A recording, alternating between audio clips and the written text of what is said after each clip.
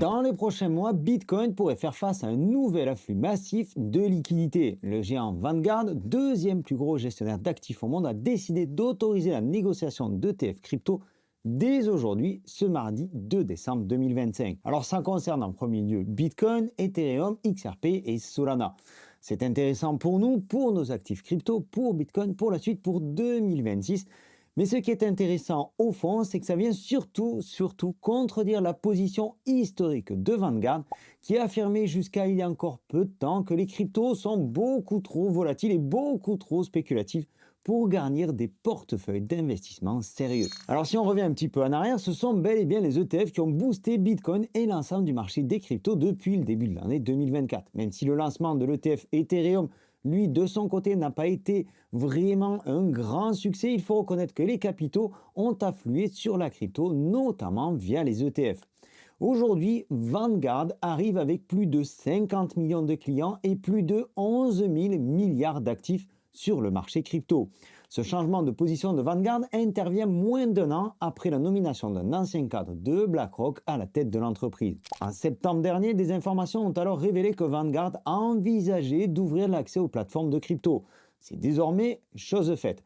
Pour le moment, Vanguard n'envisage pas de créer sa propre ligne de produits crypto. Ils vont se contenter de proposer les ETF de BlackRock. Je pense que tu vois un petit peu tous les liens qui se passent en coulisses. Lors de la Blockchain Conference 2025 à Sao Paulo, le vendredi 28 novembre, Cristiano Castro, le directeur développement commercial de BlackRock au Brésil, a déclaré aux journalistes que les ETF Bitcoin représentaient la principale source de revenus de l'entreprise. L'ETF IBIT, qui détient plus de 70 milliards d'actifs environ, aurait généré environ 245 millions de dollars de frais annuels en 2025 pour BlackRock. Donc en moins de 2 ans d'existence, les ETF crypto sont devenus la première source de revenus de BlackRock, devant 1400 autres ETF qui ont un historique nettement plus ancien que ça. Alors, comment ça s'explique tout ça et quel va être l'impact de cette nouvelle situation, de ces nouvelles positions sur notre marché crypto? Je vais faire simple à ce niveau-là parce qu'il y aurait beaucoup à dire et ce serait pas forcément tellement productif. BlackRock se nourrit essentiellement des frais. Donc plus il y a de transactions, plus il y a de frais. Donc en résumé, plus il y a de volatilité, plus chez BlackRock, ils sont contents. Alors c'est pas demain la veille qu'ils vont influencer le marché pour diminuer la volatilité. Ça, je pense que tu l'as bien compris. Juste au passage, et avant d'aller plus loin et de voir quels sont les effets ultra positifs pour le long terme de cette nouvelle situation, de ces nouvelles positions, je voulais te parler avant de 2 petites choses. D'abord, je te souhaite la bienvenue, je m'appelle Sylvain, tu es bien sur Objectif Lune et ici on parle de la crypto sous toutes ses formes, des aspects les plus dégènes aux aspects les plus sérieux en passant par la macroéconomie et donc tout ce qui influence notre univers, notre cryptosphère comme on le dit. Alors si tu veux nous suivre, nous encourager, tu cliques par ici pour t'abonner, tu actives la petite cloche et si tu apprécies cette vidéo, tu likes pour lui donner de la force et je t'en remercie. Deuxième petite chose, très rapidement, je parlais de volatilité dans mes dernières vidéos et je te disais de faire très attention à ce moment et notamment avec les leviers pour ne pas te faire éclater comme on le voit trop souvent. D'ailleurs, hier, ce sont 900 millions de dollars qui ont été liquidés sur les marchés crypto. Bon, eh bien cette volatilité de notre côté, on peut aussi l'exploiter. Alors on va pas faire la même chose que BlackRock et tu as peut-être vu passer toi ce matin le post sur le Telegram Objectif Lune, Telegram gratuit, je te laisserai le lien en description et en commentaire épinglé de cette vidéo. Actuellement, depuis maintenant à peu près 3 semaines, on forme l'airdrop de FDEX. FDEX, c'est un échange décentralisé perpétuel. Alors, je pense qu'on est encore early sur cet airdrop-là et il y a peut-être, je dis bien peut-être parce qu'on n'a aucune garantie, peut-être un bon billet à prendre. La vidéo dédiée concernant la stratégie pour farmer l'airdrop arrive dans les prochains jours. Ça fait quelques temps que je te la promets, peut-être demain ou jeudi.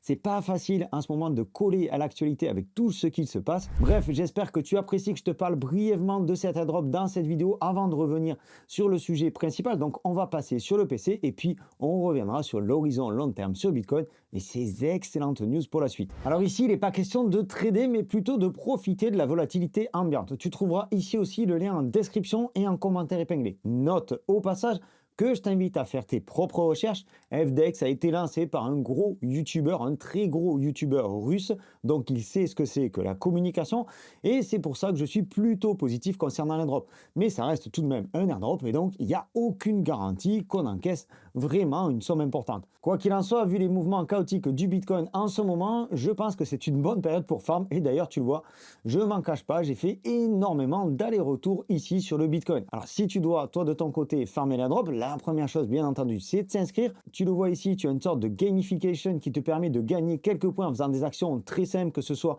à propos du trading, tout simplement compléter ton profil ou encore partager certaines choses sur ton Twitter, bref.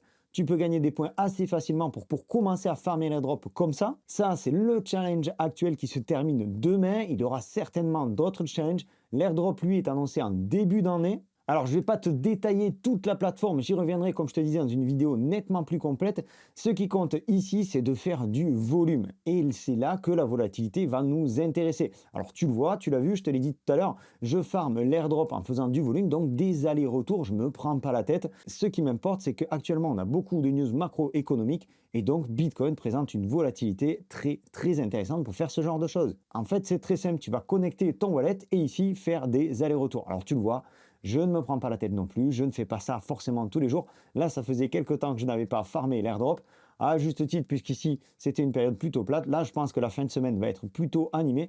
Donc, je vais m'y remettre une fois que j'ai terminé la vidéo. Je vais reprendre mon farming tranquillement, avec l'objectif d'avoir le meilleur airdrop pour le début de l'année 2026. Alors, tu verras, si tu rejoins la plateforme, qu'un minimum de 100 $ te permet de débloquer certains bonus qui te permettront d'avoir des points supplémentaires pour l'airdrop. De ton côté, tu fais comme tu veux. C'est pas le sujet principal de la vidéo, mais je me suis dit au final que après tout, il n'y a pas que BlackRock qui peut se gaver avec la volatilité actuelle. Donc nous aussi, on a droit à notre part du gâteau. Bref, j'en reviens à mes institutionnels et la vision long terme, les changements profonds sur les fondamentaux autour du Bitcoin. Parce que c'est bien de ça dont on parle aujourd'hui. Après JP Morgan la semaine dernière qui a d'abord enfoncé stratégie en disant qu'il fallait que la société soit retirée des indices MSCI, ça je t'en ai parlé dans cette vidéo. Donc après JP Morgan qui a finalement retourné sa veste en lançant son Bitcoin Backed Bonds, c'est désormais Vanguard qui rejoint la longue liste des institutionnels qui ont d'abord craché sur Bitcoin avant d'y plonger à pieds joints. Une longue liste de ces grands groupes qui retournent la veste les uns après les autres.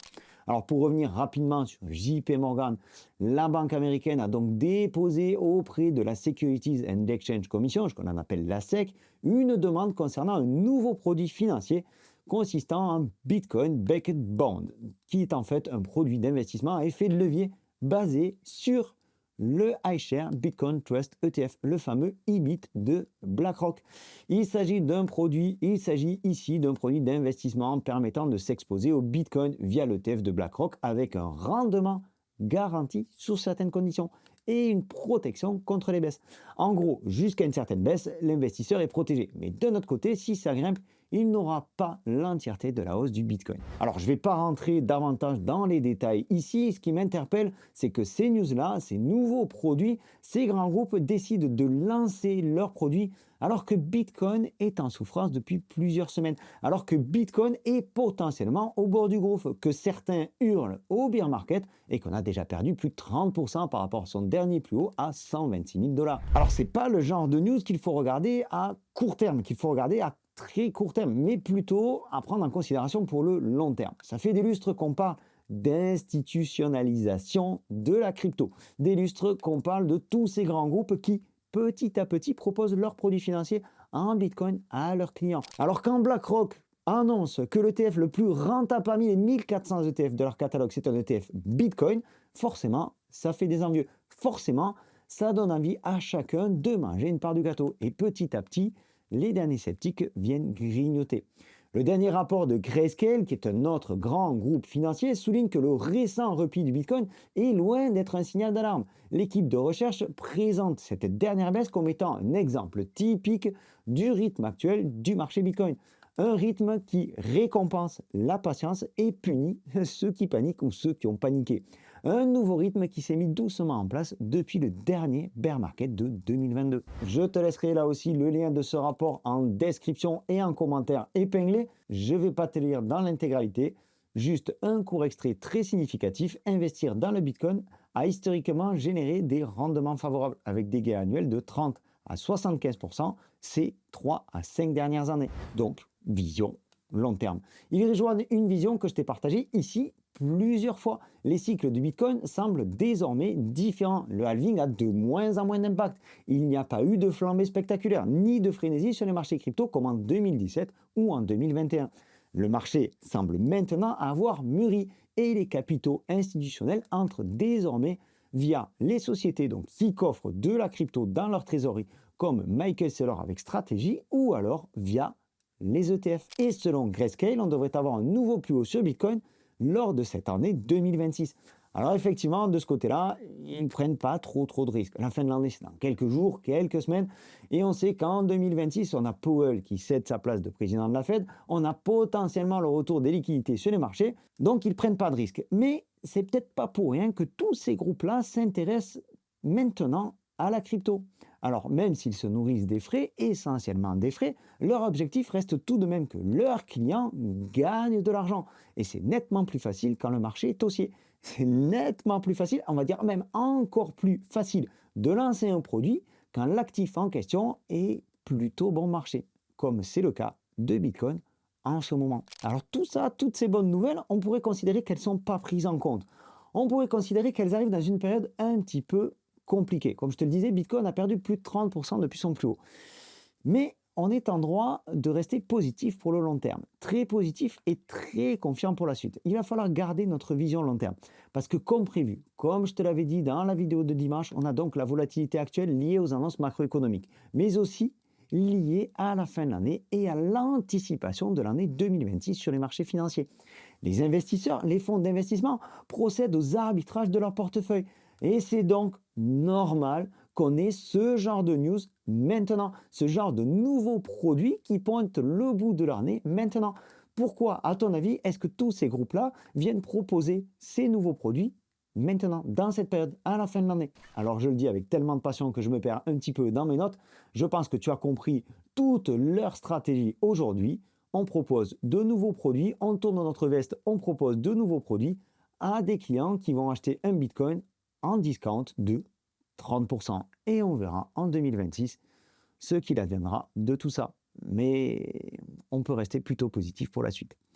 On reste connecté à l'actualité. On aura certainement encore pas mal de choses à partager d'ici la fin de l'année. Pense à t'abonner en cliquant par ici, à liker si tu as apprécié ce contenu. On se donne rendez-vous dans une prochaine vidéo. D'ici là, prends soin de toi et de tes cryptos. Ciao!